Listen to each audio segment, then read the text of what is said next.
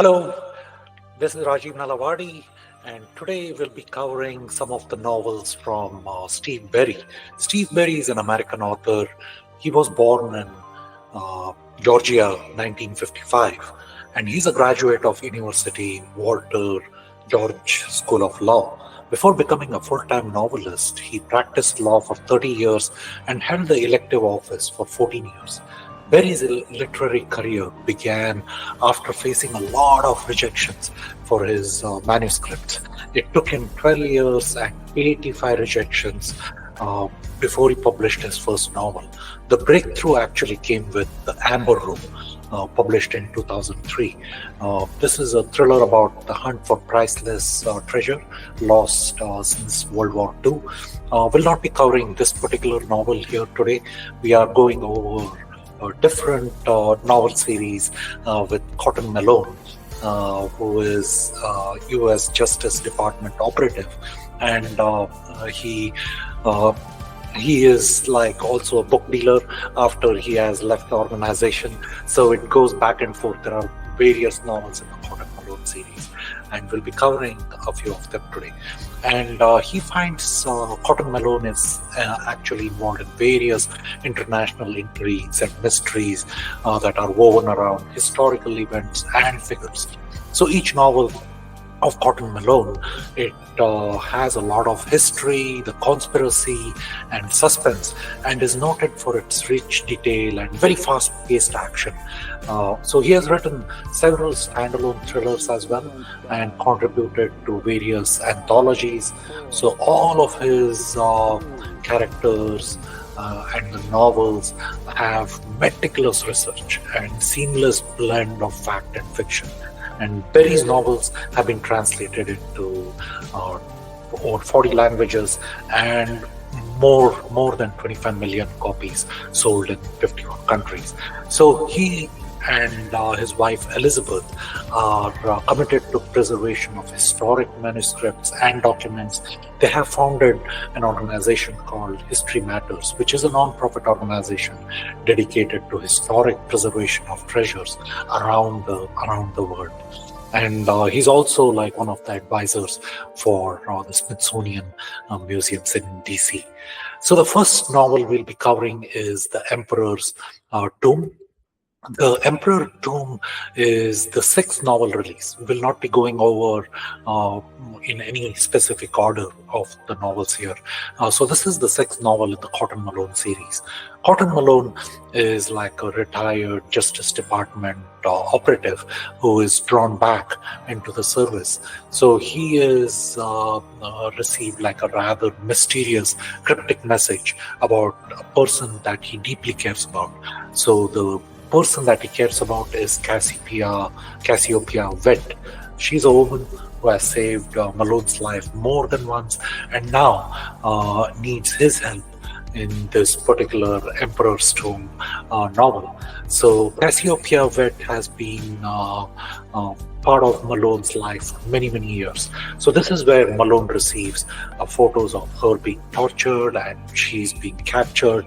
So he must do everything now in order to save her. So characters' demands themselves are a mystery. The mystery itself is involved in then the captors asking, bring the artifact that Cassiopeia has given Malone. But Malone cannot recall any object given to him by Cassiopeia. So he does the next best thing that he can do. So he takes a book from his bookstore in Copenhagen and proceeds over to the designated drop site. So begins the adventure essentially that will take Malone across the globe and drawn into a political war in China between two men, Paul Tang and Ni Long, to control the office of the Premier of China. So to become the Premier of China. So the plot quickly escalates as Malone discovers the true stakes of his mission. So it's a battle over for the control of the vast oil reserves that exist beneath the South China Sea and the secret of the first emperor itself. And this is what makes it very intriguing. So this goes back like hundreds and hundreds, centuries ago, during the first emperor of China. So the first emperor of China, ancient China, exploring the life and death of Qin Shi Huang, who was the first emperor known for unifying China and beginning the construction of the Great Wall. And the emperor's mausoleum or tomb, it's been protected by the famous Terracotta Army. And we can visit the Terracotta Army today in Xi'an, China.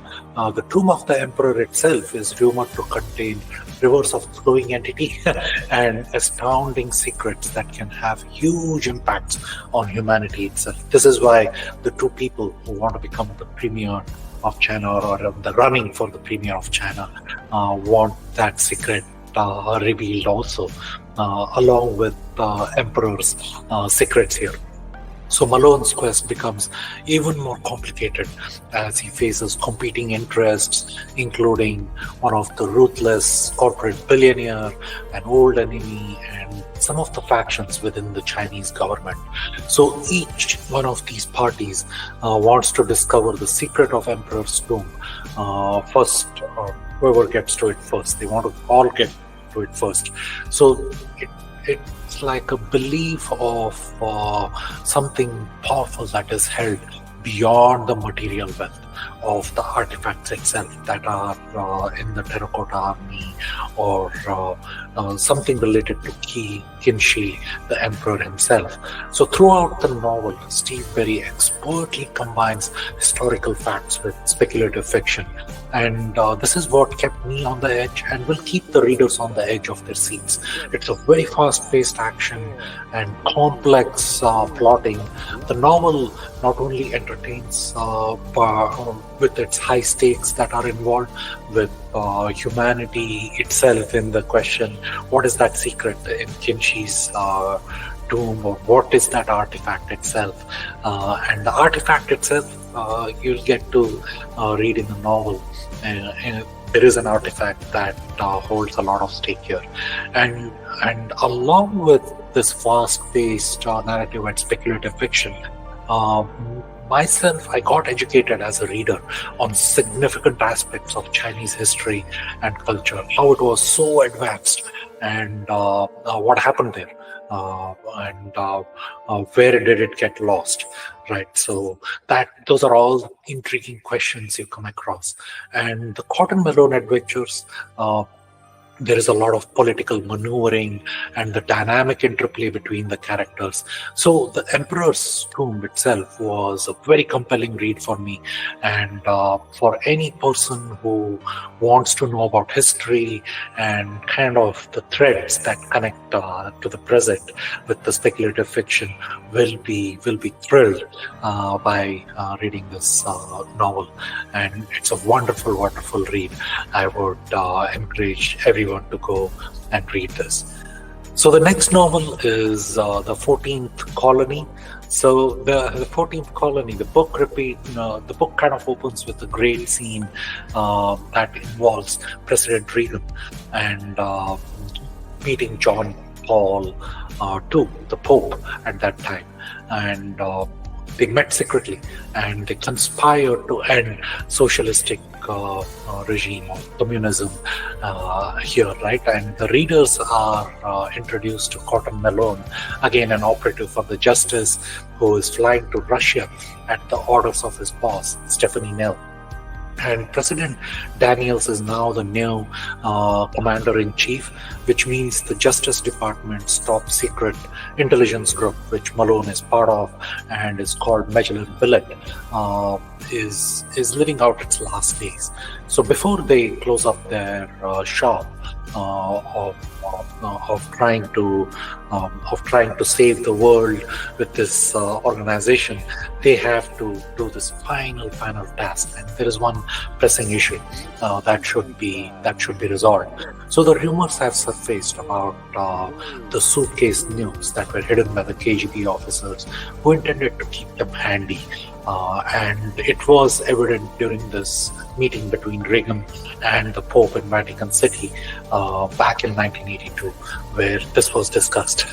And ex-KGB agent Alexander Zorin has a small uh, has sort of an access to these small portable nuclear devices, and he plans to use them.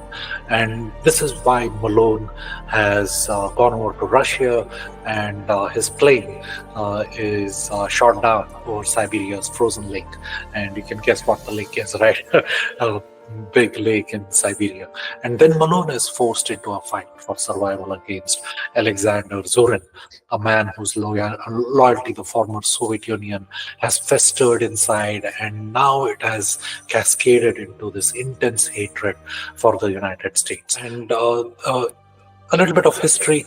USSR, before getting dissolved in 1991, was magnificent in its size, and it occupied 1/6 of this planet itself, and it stretched 10,000 kilometers from east to west, spanning 11 time zones, and also 7,000 kilometers from the north to the south.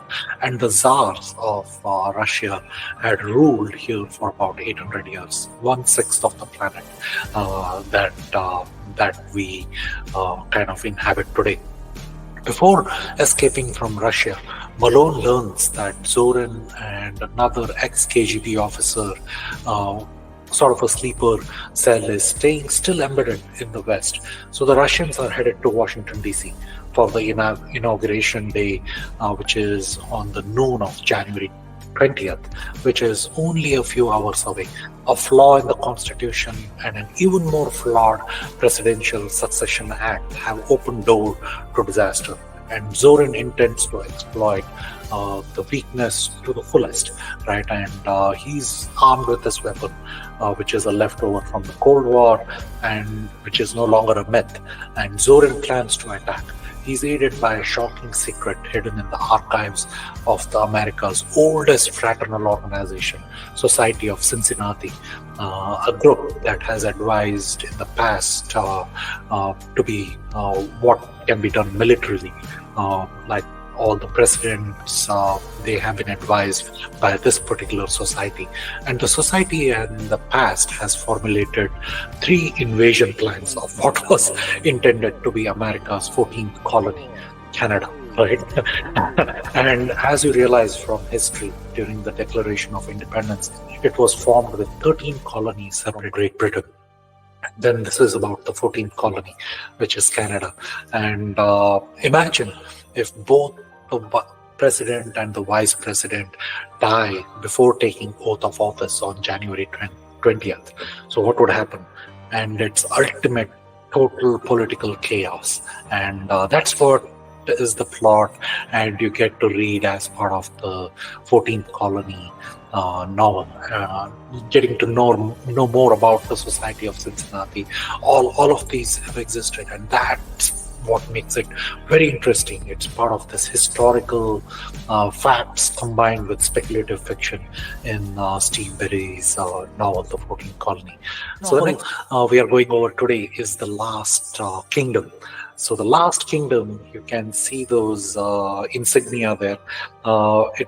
It starts with King Ludwick II of Bavaria. He was a rather enigmatic figure who was deposed in 1886, and a few days later, exactly like 3 days later, he mysteriously drowns and he dies. King Ludwig was very eccentric to the point of madness. They used to call him, history has coined the term Mad King Ludwig. And in the years before Ludwig died, he was engaged in a worldwide search for a new kingdom, one separate place, completely apart, and in lieu of what Bavaria, which is part of Germany today, completely different from Bavaria, where this place he could retreat into and rule as he wished without being questioned by the people. And that's why people termed him Mad King Ludwig, because of the way he spent on some of his castles, and he has built beautiful castles in Bavaria. And the question remains from the deep down in history: did Ludwig succeed in finding this retreat of a place which he could go and rule?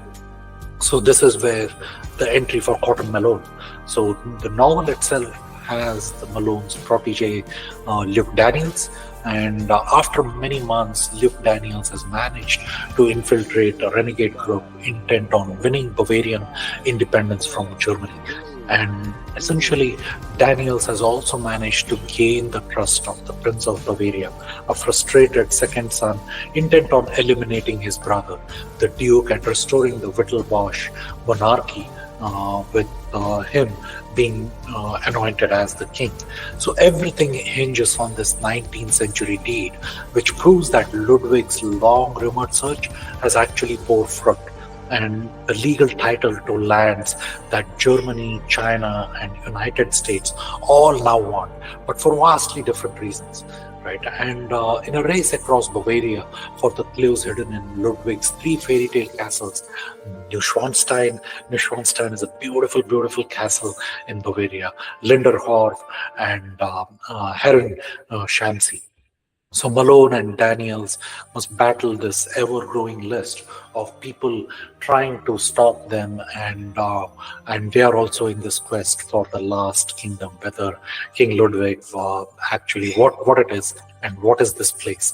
And cutting to the present, about 150 years later, and King Ludwig II dying under the mysterious circumstances, Bavaria ended up becoming part of Germany, right? And then leaving the descendants with no power at all, or so the world thinks, right? Like Prince Albert now, he wants to get back the Duke of Bavaria title, and he has enlisted the services of a mysterious group to find the lost kingdom, so he can continue the rule of Bavaria by separating out. So it is Albert's belief that King Ludwig did indeed find the kingdom that he desperately wanted, and hid the deed away before his mysterious death in one of his castles. And that's where this run through across the 3 castles to find that hidden deed. So there is also the introduction to King Kalakaua of Hawaii in this novel, with a major role to play, right? And the Malone adventure here from Steve Berry certainly kept me engaged in poring over this novel to discover a lost historical document that challenges the global might of United States and creates an interest for Great Britain and Germany as well. Germany with this cult kind of organization. So Steve Berry adds a lot of author notes towards the end of his novels, going over the historical facts and separating the fiction, or what is this speculative fiction that he is been threading over in his novel, by calling out the details of where it is mentioned in the chapters of his novel. And that's something which I personally appreciated in my past reviews of James Rollins novels, and Steve Berry also does the same. Berry also includes the travels with his wife Elizabeth as part of the research that is conducted prior to writing his novel, which take almost like months together. So that's like the 3 novels from Steve Berry in this particular video. So see you next time with another author and their novels that we'll get to discuss.